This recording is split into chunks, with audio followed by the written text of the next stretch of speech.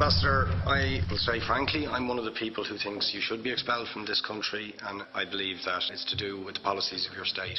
If I was Jewish and had never stepped foot in Israel, I could claim citizenship there tomorrow, but 6 million people whose origins are in what you now call Israel, who were forced out in 1947 or 48, do not have that right.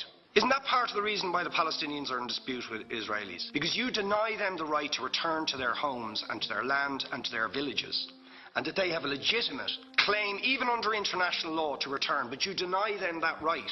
Why do you deny them that right? And why do you give that right to other people who have no connection whatsoever with the land, whether you call it Israel or whether you call it Palestine? Why do you continue to seize land if you're serious about Oslo and the two-state solution, which under that agreement is land designated to be Palestinian land? 500,000 people, most of which has taken place since Oslo. You allow that to happen. Why do you allow it to happen if you're serious about giving this land to the Palestinians? It's absolutely extraordinary. Are you not just taking us, Ambassador, for idiots? That you can say with a straight face, we're serious about peace, but while we're serious about peace, we're going to seize Palestinian land. And you expect the Palestinians to just sit back and do nothing about that. Now, you know what the Palestinian people have been asking for. Far less even than some people would ask for. Because I believe the whole apartheid system should be dismantled. But what they've asked for is to lift the siege of Gaza. Just to lift the siege of Gaza. Let them have an airport. Let them have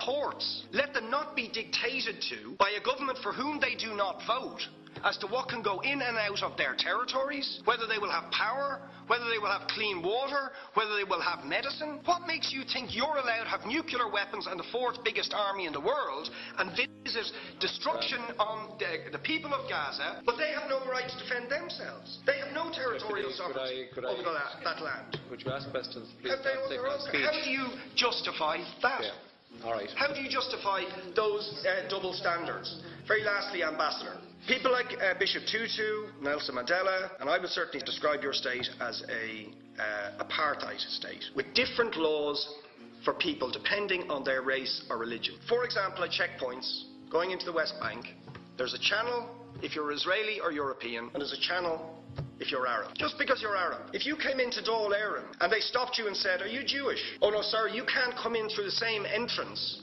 as Irish people or European people because you're Jewish, you would call that racism and apartheid. You practice that with your checkpoints and your military barriers and your apartheid wall. How can you justify